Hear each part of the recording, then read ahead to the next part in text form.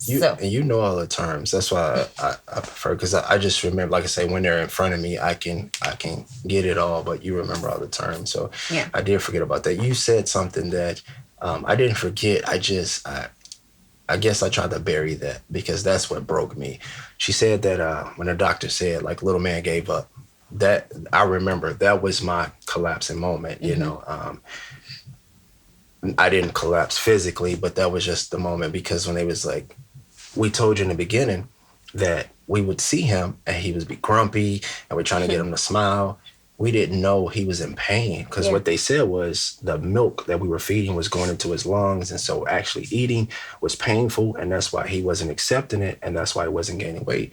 And so we're thinking like, you're not smiling because you're just being grumpy, or you sound like dad when you're sleeping. It's actually like, man, you're having so much pain, and we don't know this.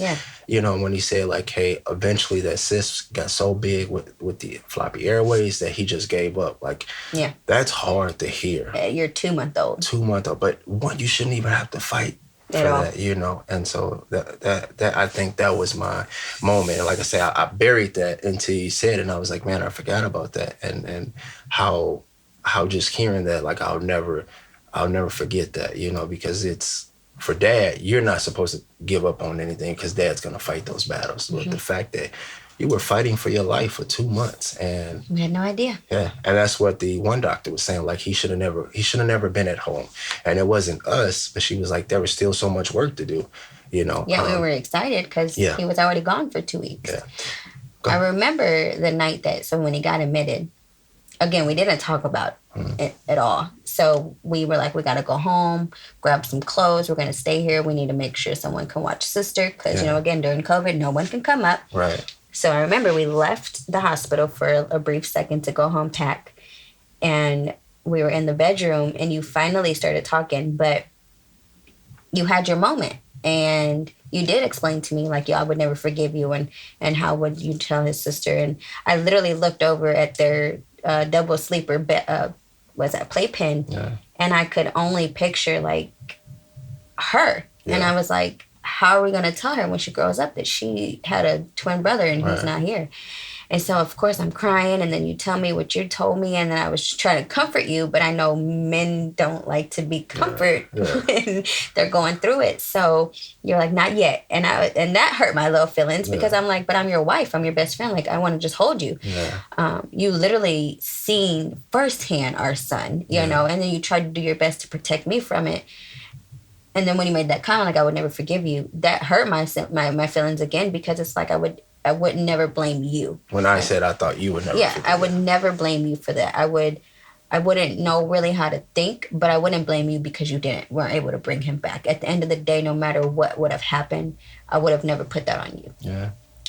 Thank God that he's here, and we don't have to worry about how life would have been. Yeah. But that moment, whenever you said that, I could tell you were broken. And as a wife, I had no idea how to fix you. Yeah.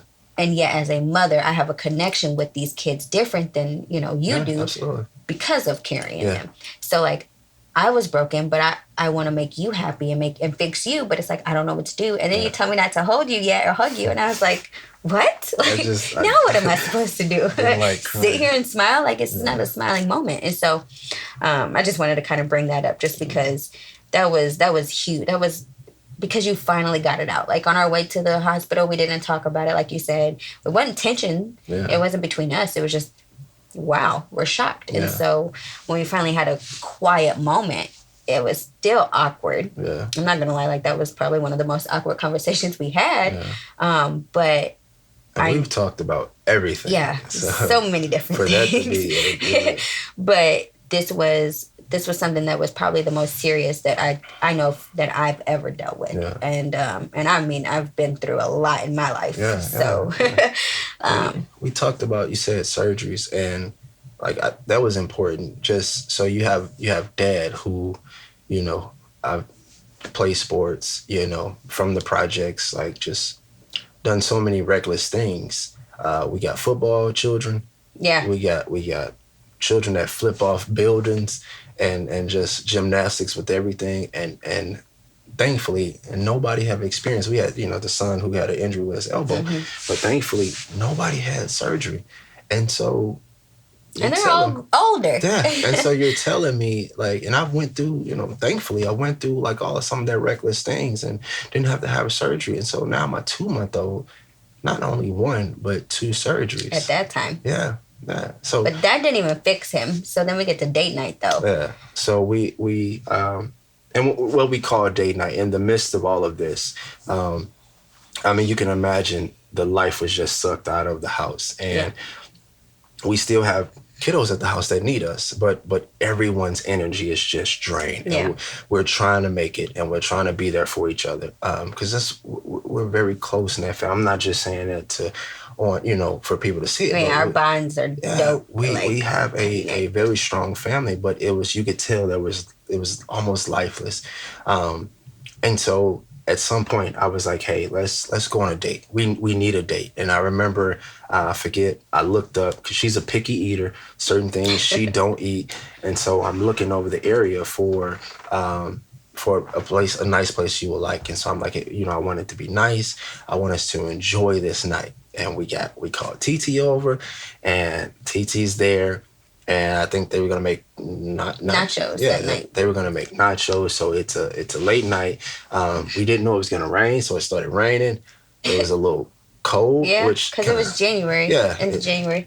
It sucked a little bit, but I was just like, we're gonna make the best of it. Because before that, I think we had a couple decent days in January. So I was like, okay, but now this was cold. So I remember when I got my hair cut, you got dressed up, and it was like the first time in a while we were just trying to go back to what we felt was normal. I think December 14th, because we ended up going on our anniversary, one of our anniversary nights, and that was right after we had the babies. Yeah, and we're big on date nights, so we try to do that at least once a week, so we haven't done anything.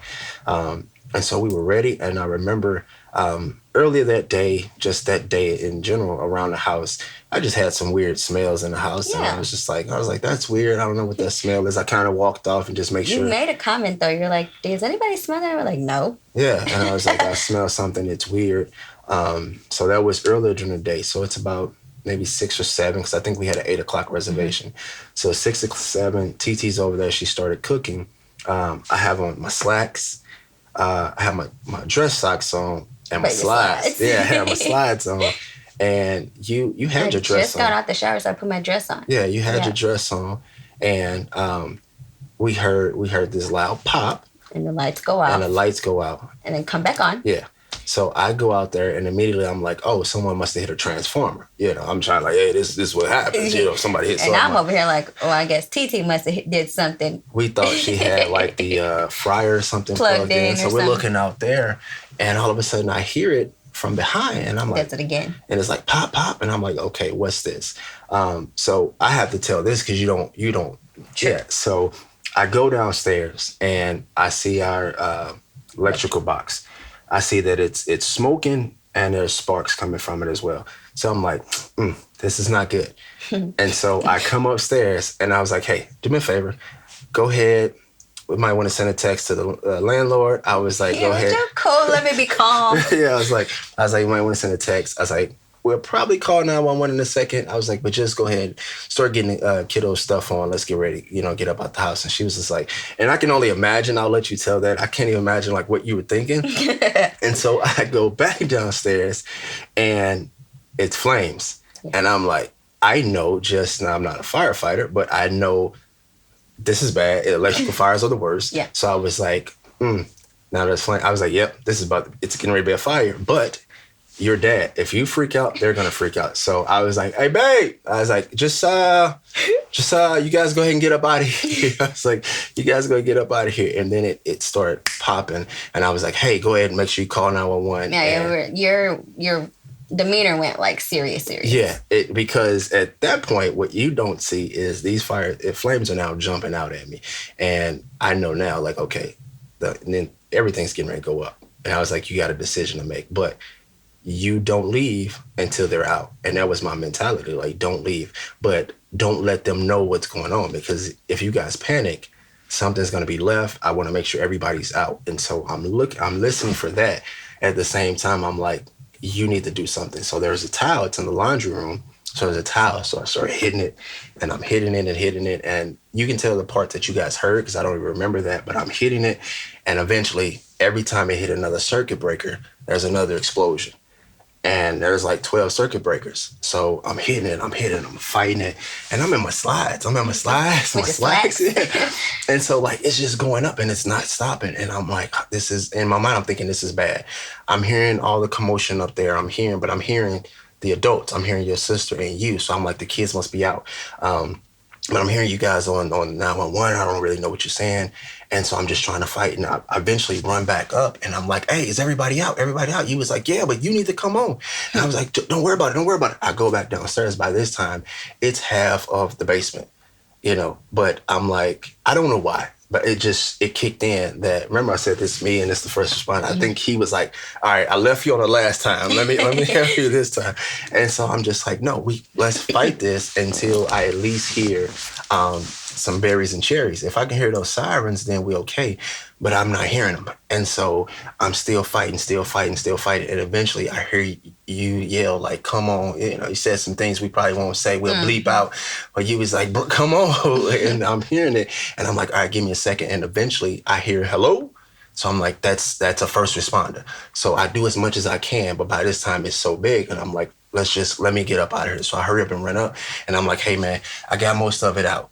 I didn't. So I'm telling you right now, I didn't. I told you that, and I said it to him because I saw the rest of them coming, and I didn't want you to think you stayed that. But this is the first time I'm telling you in front of the world. I didn't. It was too. But at that time, I felt like help is on the way.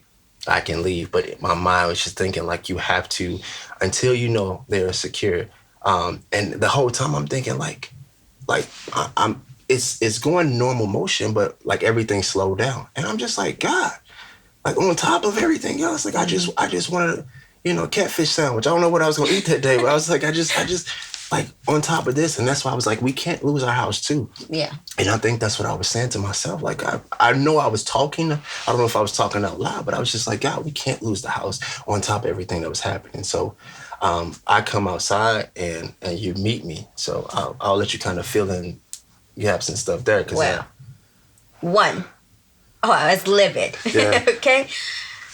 First of all, don't come upstairs talking about you probably need to text the landlord that the circuit breaker is about to catch fire. Because my thing is, I'm calling 911. Yeah. But of course, my doofy self texts. Yeah. And she calls, and then I try to call 911. No, sis calls 911. And she's just not getting through. She's like, okay, I guess they put you on hold. Let me tell you something. I thought that was just the movies. If I am calling 911, it is an emergency. So. No, just real quick. Because of the towers, sometimes I have to explain. If any first responders watching, like, yo, man, don't let it hang. The towers, wherever you are, you might bing to one tower. And that's why they say, what's your address? Because they're trying to put you to the department that's right there with you. Okay. So I guess. All right. In my mind, you took too long. Yeah. They did. So I grabbed the phone from her because I feel like she's not getting anywhere. Yeah. You know me, I'm demanding. Yeah. If I need things to happen like this. Yeah. I say, my husband is a sergeant with da-da-da-da-da. You need to get somebody out here right now. And so I don't know what I said. I guess it must have been the sergeant part. Yes. Because the whole world came. We had 9 fire trucks out there. I was not playing. I was about my business. Yeah. My husband is a sergeant, and he's in a fire. The area we stay in already have 2 firehouses. Yes, they do. And they're big. Mm-hmm. I saw almost every county. I was looking like, that's what I asked. I was like, what did you say? That, because you got me messed up. My husband's coming out of here. Yeah. One, I love him. 2, he ain't living with all these kids. Yeah, I get You it. know what I'm saying? I get it. So then, not only are you doing what you're doing downstairs, one, I don't know what's going on. You already know I don't like that. Yeah. You know, I'm very hands-on. Yeah. I don't like I don't want to be in the dark. Yeah. So I'm like, okay. So I'm changing clothes now at this point because you're freaking me out.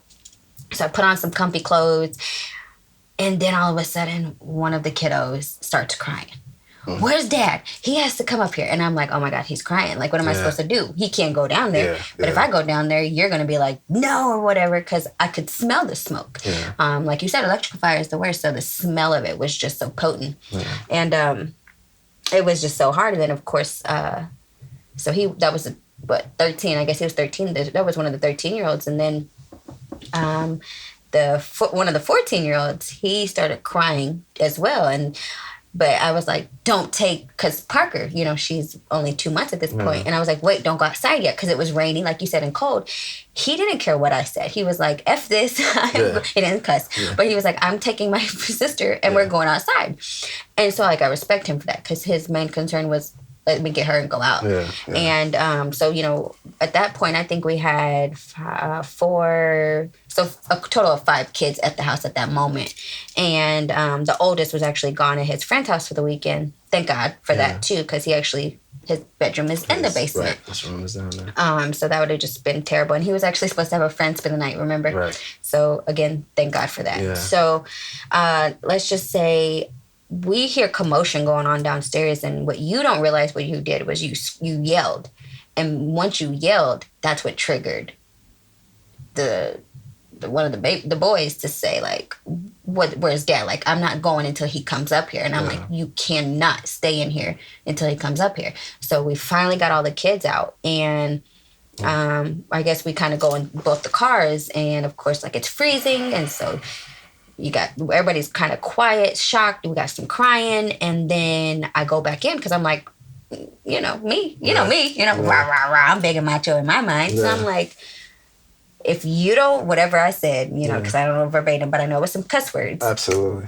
Bring your black up here. I think it was something like that. We're going to have a problem. Yeah. And so I'm like, I did say, F this house, let's go. Yeah. I remember saying that, because at the end of the day, I don't care about this house. That house is not that important for our family to be together. We'll find something else. Yeah. And so finally, when people came in, you finally came outside, and then the landlords came and all of that. But I'm not sure, like, how you want to go, but I do want to kind of go to this part right away. It's one of those things where, unless you've experienced it, you don't really realize how quick the people just kind of leave you to, I won't say suffer, but in your moment. And it sucks. So we had, like I said, we only had 5 kiddos at the house that night. Again, we have a lot of kids, so that was just 5 of the several we have. And we were told we were not allowed to go back in the house because it was actually condemned because it was electrical fire, so there was no electricity. And so they were like, you can go in, get some stuff for, the night or whatever. And then you kind of can come back during certain hours, I guess, to kind of get more stuff. I'm not quite sure. But literally everybody left us. Landlord left us. The fire department left us. The police left us. And I'm like, well, what are we supposed to do now? Like, where are we supposed to go? And we didn't get to make it to date night, so I'm hungry. The kids didn't get to really eat their nachos, so I know they're hungry. I don't know what you just experienced, but we have a 2-month-old. And so I'm like, I'm very frustrated. I'm pissed because our baby boy, Dad came back. Our baby boy has had now 2 surgeries. He's still in the hospital. Not only that, we lost our home. Why? And so I had a lot of questions, and I was just really grumpy. But we went in. We went back in the house, and I remember we were using our phone flashlights to grab as much as we could and try to make sure we had enough, at least for the couple of days. The kids were scared, and then all of a sudden, I think you go back downstairs, and thank God you did, because yet the fire department, everybody was there, and they left. There ended up being a second fire, which nobody talks about because they don't know the full details. So this is the moment of truth. There was a second fire that happened because what happened was it was in a clothes basket. Isn't that what you told me? I didn't go down there at that very moment, but I remember you saying it was in the clothes basket, and it kind of just caught up. Because I remember being like, babe, why are you downstairs? And I heard you making noise again. And I'm like, what are you doing? So I remember seeing you go to the outside. The patio. And I'm like, do you need help? And you're like, if you can't, like, you were freaking out at this point. You're like, if you can't, bring me some water. If you can handle the smell. And I was like, oh, sorry, but like, he's serious, And so I was like, okay, so we only have 1 Kool-Aid pitcher. So I was like, that's the biggest thing. That's the biggest thing I could find. And so I was like, well, this is what's going to have to do, So I'm like filling it up, trying to run downstairs, and everybody's like, where's Dad? I'm like, just go outside. Now I'm like freaking out because I'm like, you guys are getting on my nerves on accident, and it's not them. I know they're scared, but now they're like, Mom and Dad, And I'm just like, oh my goodness. And then, TT didn't know what was going on. Nobody really knew that there was a second fire. And I want to kudos you because, like, the smell that when I went down the second time it was very hard to breathe. Yeah. And so the fact that you stayed down there for what I felt like, again, it was eternity, just like our son, and you went back down there, which I thank you, because we would have left, and all that work you put into saving our home, and the firefighters and everybody leaving, and we would have left and came back to literally nothing. Yeah. All that work you've done, so thank you for going back down there. But I was still mad at you. And so, I'm helping you. I'm trying to get more water, running up and down the steps. I'm trying to pour things out. And it's just like a huge basket of clothes at this point. And I remember seeing outside like all the smoke and all of this just black ashes everywhere. And I didn't even make it into the laundry room area because it was just that bad. So that's kind of from my aspect of it. And I remember we finally kind of got settled and we went to eat. And I do want to kind of make this comment, like, unfortunately, at the restaurant, the waitress really made me so mad that I was like, I don't even want to tip her. And I'm not that person. But like, I really don't even want to tip her because she's about to get punched in her face. Yeah. And so I walked outside because I was on the phone with my one friend that I told her about it. And I was just asking for like, what is it? Like extended stays. Like are people familiar with extended stays and where can we go on the last minute? And, at that point, my friend was like, no, like you can stay at my condo. So that was really awesome. She let all of us stay at her condo. And, but I come back in from the phone call and you're like, babe, do you really not want to tip her? Because I know you're a good tipper. You're like 20%ers. I'm like 15, Don't judge me. Don't judge me. But I was like, you know what? Just tip her the way you would tip her because I'm not going to get my blessings if I don't. And we had just went through so much that I was like, I can't afford to not tip this girl. I need my blessings. So that was just that moment. But like when you went back down there the second time, like, what did you think?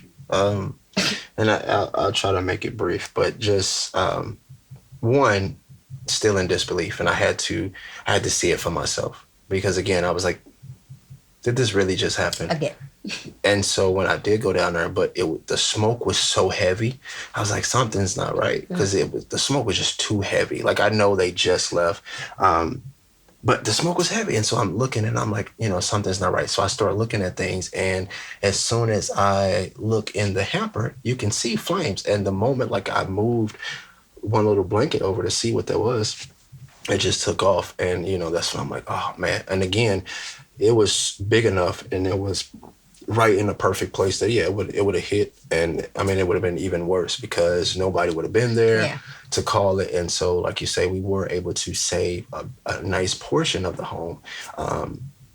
But that would have completely leveled it. I do want to speak on something that you said because this is, and like I said, I want to try to be brief, but this changed the way I police. Because I've been doing this for a while and I go to calls like this all the time. And unfortunately, we have to have empathy, what they teach us, but not necessarily sympathy because you got to be able to help. Like what good is an officer if I'm there crying with you as well? But I never noticed how clueless we left everybody because again, we get there, and I remember the officer, and it's not bashing on anybody. No, it's just, it's what it is. And he was like, you guys good? And I was like, yeah, we're good. And it was like 2 seconds ago, our house was the life of the party. Everybody and anybody was inside. And now it was an empty, dark street. It was raining, and everybody had left. And I'm like, my family's homeless. And as the man, I'm thinking, what can I do? And you're right, everybody took off. And so it even changed my perspective on how I deal with calls. And so now I don't mind just sticking around like, hey, do you need me to help make some phone calls? And for me, it's like, it sucks that it kind of took that, but we're not necessarily taught that. We're taught like to do the job. And you need that. You need somebody to do the job and get the job done because we're the ones that we will run in and save the family. But there's so much of this that happens after that we needed some help. Like I could have used maybe just hey, we can look some things up for you guys. Hey, let's make sure the car is warm. Hey, do you need us to go get some snacks or whatever like that? And like I say, everybody was nice. It's not bashing them, but you just think about all those things that are like, to us, not necessities during the time. It's just like necessities at the time. It's just, come in, do our job, and go to the next call. And we go to the next call. And so that really just seeing that changed the way we police. I do want to kind of jump to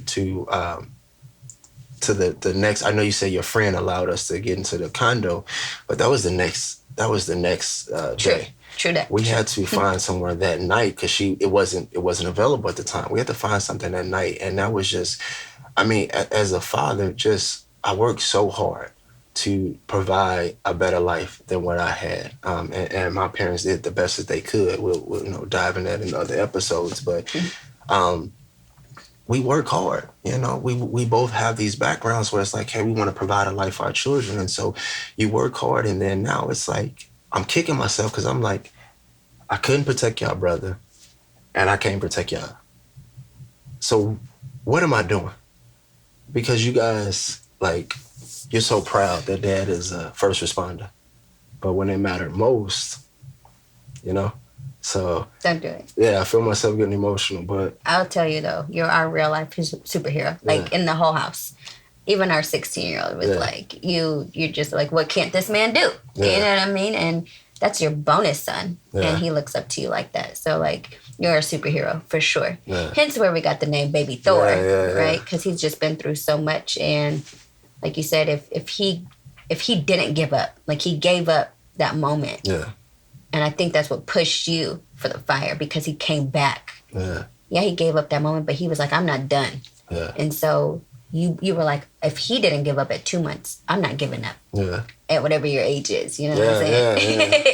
But like you literally, I always call you my superhero. I've called you that beforehand, and I mean, look at our logo. Yeah. It's superhero. But that was, and I appreciate that. That was just the thoughts that I wrestled with, and I never really talked about it. I remember even being at work, and it was once they eventually, because I wasn't forthcoming with the information, but once they eventually found out,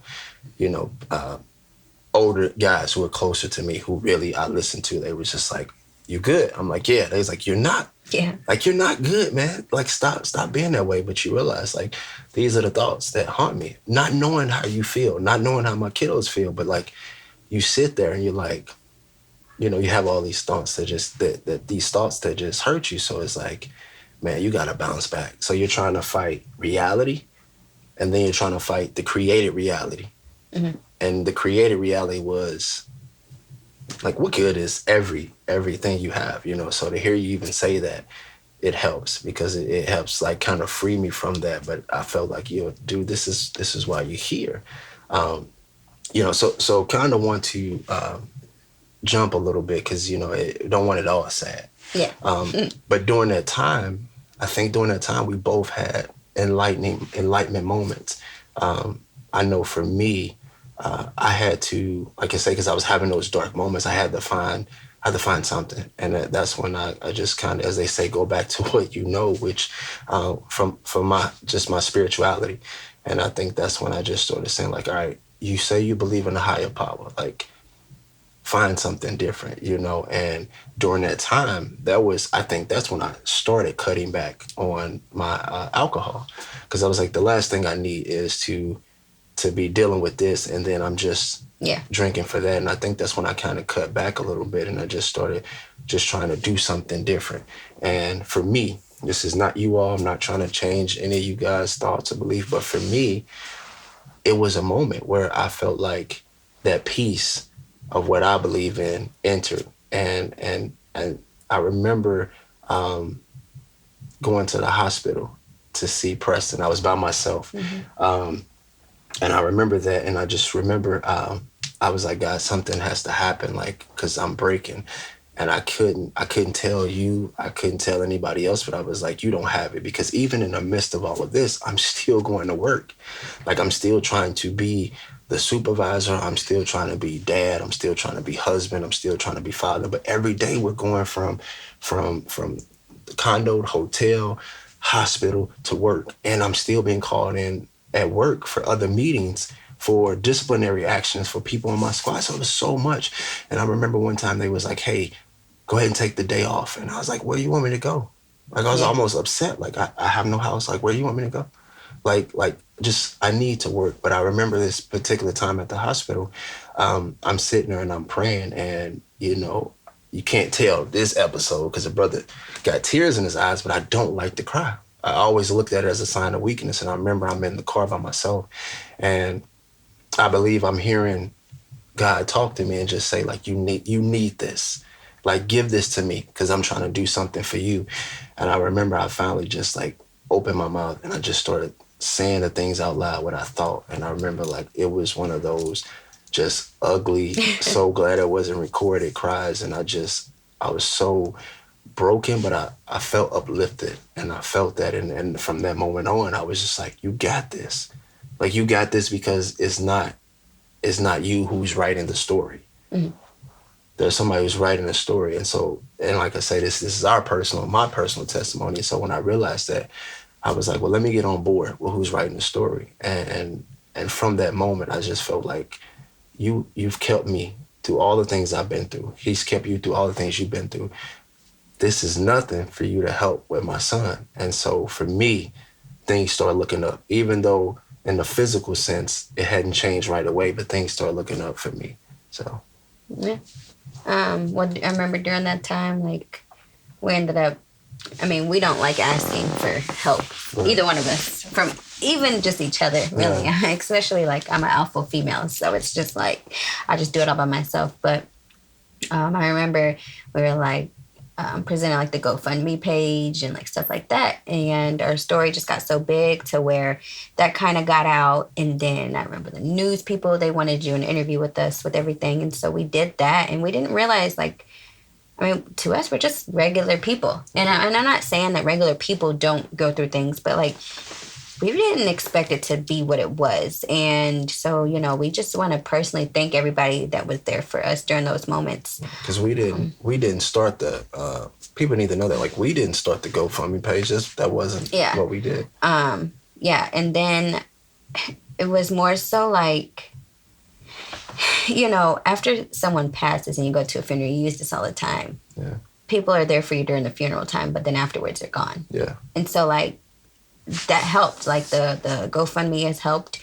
We had people offering to buy us food, you know, deliver food places. I mean, that was phenomenal because it wasn't like we could afford, well, not afford. It wasn't like we couldn't say, yes, give us clothes, give us furniture, give us this, because we had nowhere to put it. Right. And I mean, thankfully, majority of our stuff upstairs, like everything upstairs was fine. But anyway, let's just say, like, we're in the hotel. Now, this is after we kind of leave a condo. And during the moment, though, at the condo, I know we had a talk with a church. Yeah. And so it's kind of was like, you know, I'm new to this. You know, I wasn't really raised on that type of thing. But, you know, I was just like, you know, I'm open. Your past, I've always said that I'm going to end up being a first lady one day. And, I mean, I'm sure people are going to laugh that know me. And, I mean, I laugh about it all the time because I'm like, phoo-wee. Right.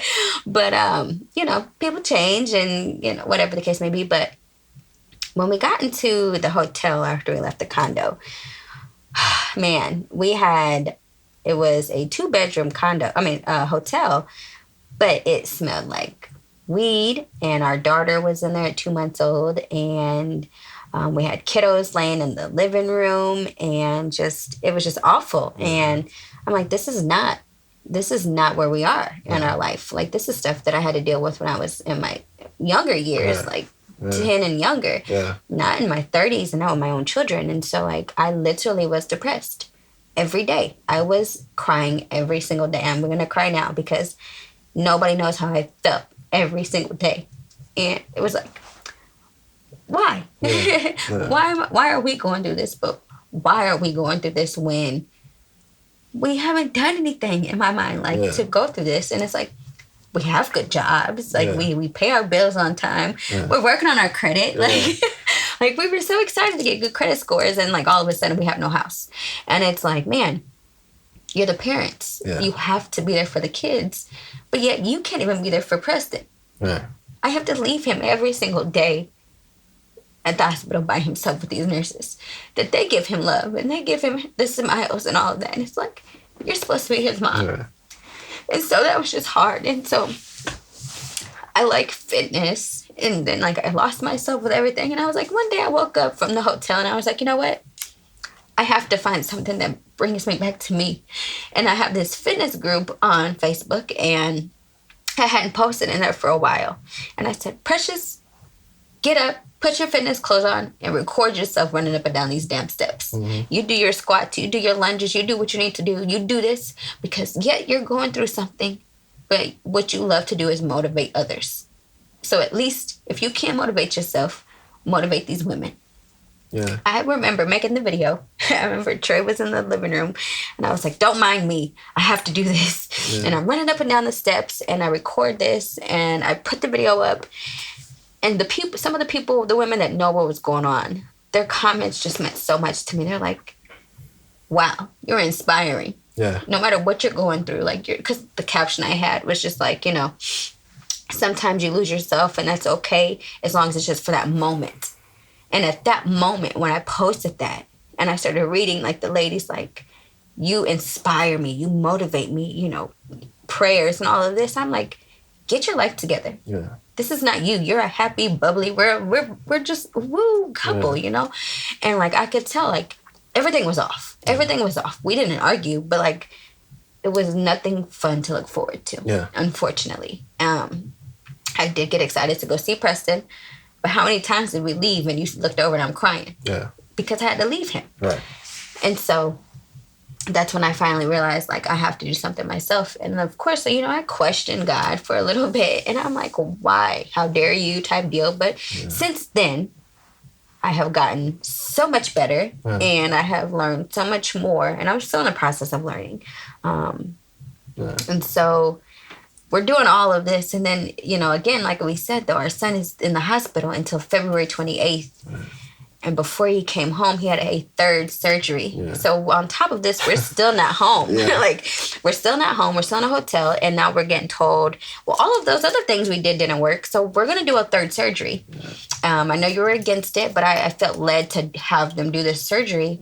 And it is for a G button. I don't know the proper term, but G-tube, G-button, and basically you have a feeding tube in your stomach that is kind of, if you do a volleyball, or what is it, a beach ball? Yeah, beach ball. It's, the piece that you blow it up with. That's what's on his stomach. Yeah. And so, we had to learn how to feed him through this, and no lie, it was intimidating. Yeah. It was scary. It was uncomfortable.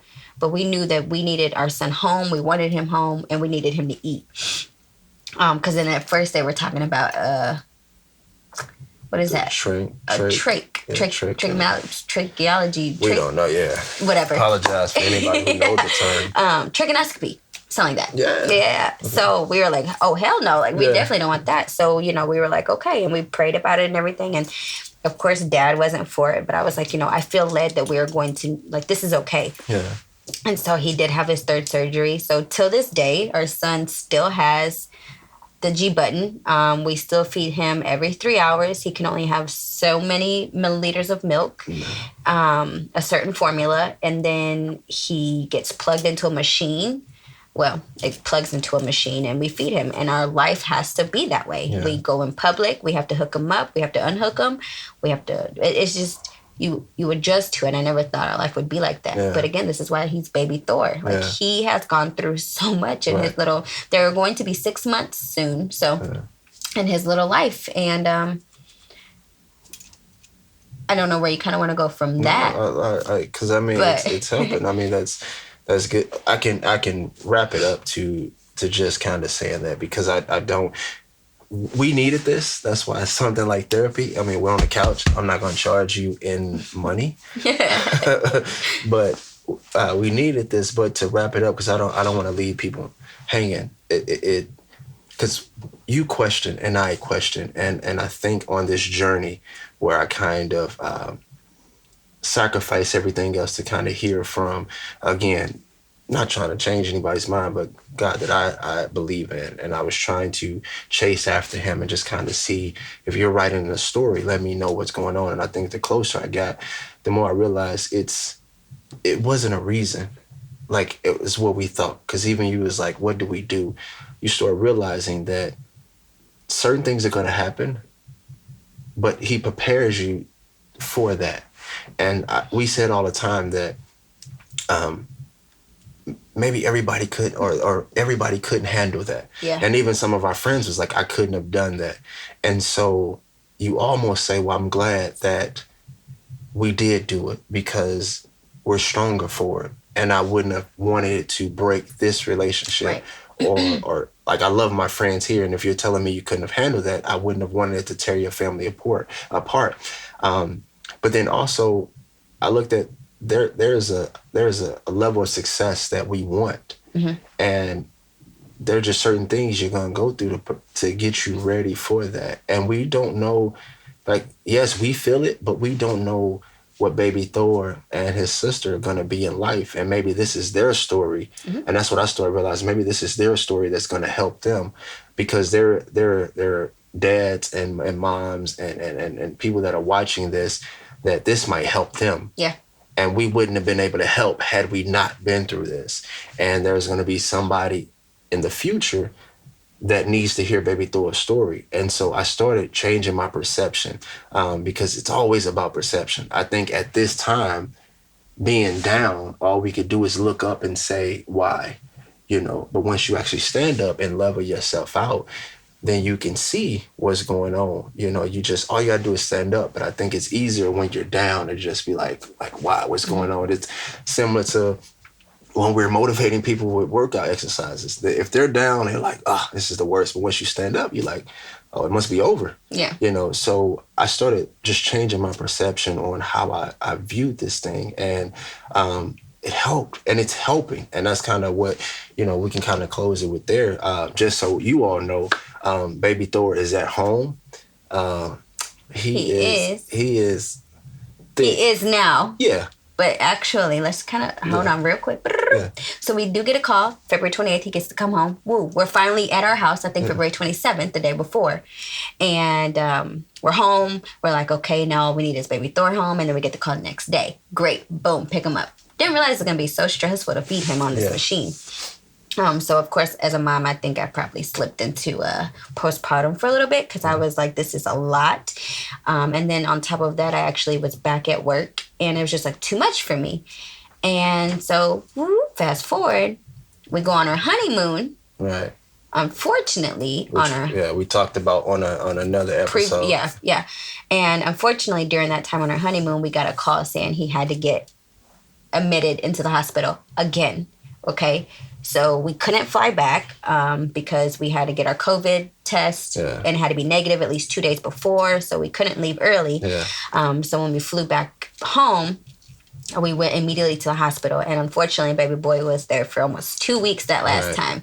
So he's been home for a few weeks now. Yeah. But now we can talk about like how great it is. You said he's turning 6. That'll be 6 months on 11. But out of 6 months, he's been in the hospital. Oh, at least. So it's 6 months, like 4, 8, 12, 16, whatever. So he's been in the hospital a total of like 11 weeks. Yeah. What does that mean? I don't make people do well, that. 4, 8. I'm gonna say about 4 months like total. 3 to 4 months. Yeah, 3 months. About half his life. Yeah.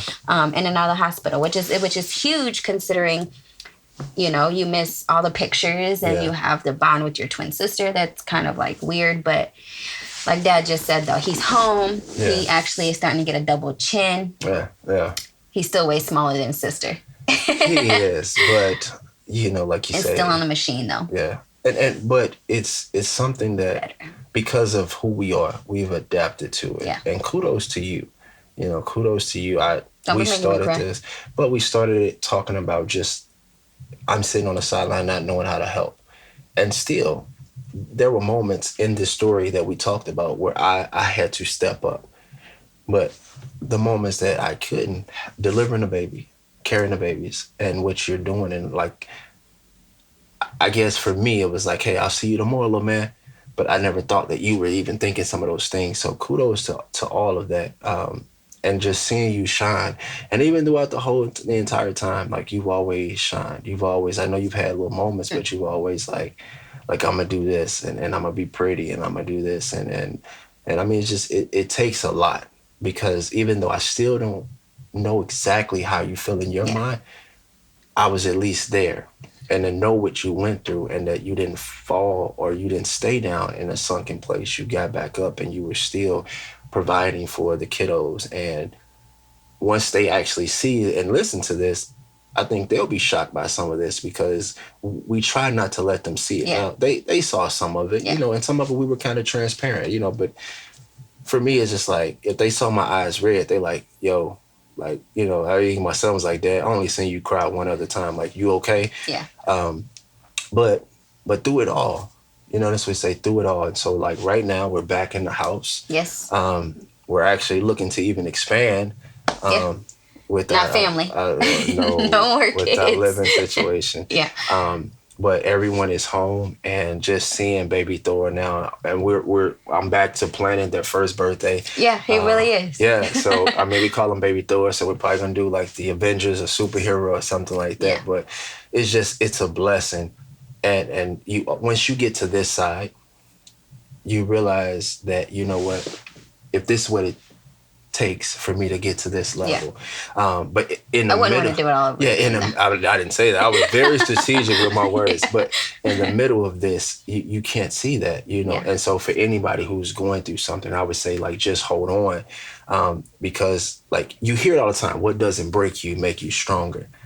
But it's a cliche until you live it. And when you live it, then you're on the side with the people who say it, and you understand why they're saying it, because it didn't break us. And we're literally stronger for that. All of our children are stronger for that. And like you say, I mean, sometimes I'm at work and I'll just look at pictures and I just start smiling and start laughing. Mm-hmm. And even the people at work, they're like, dude, like, you're lit up like a tree. And I'm like, man, you don't understand. But if you could see it through my eyes right now, you'll be the same way. Yeah. You know? And truly blessed. Like, absolutely. I will say this. I remember being in the hotel really quick, kind of going backwards, and the text message I was sending to one of my girlfriends, and, you know, of course, I'm a positive person, so I have to put that energy out there. And she responded to me and was like, Pete, I am so proud of you, of how strong you're being through all of this. Yeah. Little did she know, like, I am literally crying every single night. You know what I'm saying? All day long. And it's still one of those things where, but no matter what I'm going through, I still want everybody around me happy and okay. And so that brings me to say this, that everybody that had our backs and supported us during this whole time, like, I don't think they realize how much it meant and how much it still means to this day. And, like, the amount of love that our kids get. And it's just like, it's a blessing, because where we are now, if you would have asked me, where do I see us back in December and January when this happened, where we would be now, I wouldn't have seen it like this. And, like, the fact that I literally just took a video last night of baby Thor and his sister next to each other, and she's always had a double chin, but, like, he finally is getting one, and I'm loving it. And, like, he's cooing and he's smiling and he's not as fussy, and it's just, he's allowed to do 4 bottle feeds a day with a certain amount of milk. You got to hold him a different way. It's just not a regular baby. It's a lot of things you got to come up with, but I want to say this to the women out there that are having kiddos or thinking they're, like, in a depression, not thinking, but are. It's going to be okay. Like, you have to get out of it. It's a moment. Like, just be in that for a moment. It's not easy. And unfortunately, the dad's not going to know what to do to fix it. Nobody's going to know what to do to fix it, but you have to be stronger. And I was at the slumpiest slump that I've ever felt in so long that I was scared. Slumpiest slump. You got words every episode. I like slumpiest slump. I literally didn't think I was going to get out of it. Like, I thought it was the end. And I'm like, man, P, you have a lot of kids. Like, you have to be strong for them and your husband. Like, you have people looking up to you. And like I said, I have this group on Facebook, and I'm like, shut your mouth. I'm like, I'm the owner of this group, and I'm like trying to motivate 100. I just hit 127 members, by the way. Hey, women. It's like, how dare you stay down here and your son is still fighting, you know, just like you. And it's just like, all right. So, you know, praying and all of this. And it's just like, something triggered to where it's like, okay. But I did have to take time off work because it was just too much for me. And I'm not going to lie to you. I have been better. I have been better, and I'm happy that I'm finally there, because I don't want to be at the slumpiest slump. That's not me. And so being able to be with the kids 24/7, it's a lot. I am not going to lie. Like, I get tired. When you're working, of course, it sucks. But I will tell you, it is amazing seeing the progress Yeah. for Preston and the bond with all of the kids whenever they come home from school and they're like, brother, sister, Preston, Parker, and they're like, can I hold him? Can I do this? And I'm like, wash your hands. You know, nothing changed. COVID's still out here. But it's a great feeling to be able to have like family pictures, and he's actually looking healthy in his pictures, and he's smiling in his videos, and it's just great. People are like, how's Preston? Oh, he's home. Yeah. Not instead of, how's he doing in the hospital? Yeah. So, Well, and we're making moves, babe. I want to say I love you. Love you. Definitely. Thank you for being around. And I'm going to talk to, I got connections with the producer, so he can wipe all the tears out. Like, we can scratch that part out if we want to. We probably won't anyway. No. Yeah, we Keep probably, it. I think we should zoom in on it. But let's not. Circle. Let's not. And right, he's crying. But they say let's not be hasty. But so there you all have it. That's our story. It's raw. It's uncut. It didn't start off like that, but they always say it's not how you start, it's how you finish. And I have a feeling that the Payton family is gonna finish strong. Payton channel blended. Yeah, this blended family, we're gonna finish strong. And so we thank you all for your encouragement, and we say look forward to the success that's gonna come through Baby Thor. All right, guys, thank you, love you. Let's go. Bye. Hey, what's going on, guys? I hope you enjoyed tonight's episode. We definitely enjoyed telling you all, but we didn't want to leave without the word of the day. And the word of the day is tenacity. That's Tenacity. And the definition we're going to use, which would be the second definition you normally hear, it's the quality of fact of being very determined or determination. And so tenacity was a word that stuck out with us tonight. And hopefully you heard that through my wife and I, and we hope that you enjoyed. And so we ask you to have a great night and be blessed.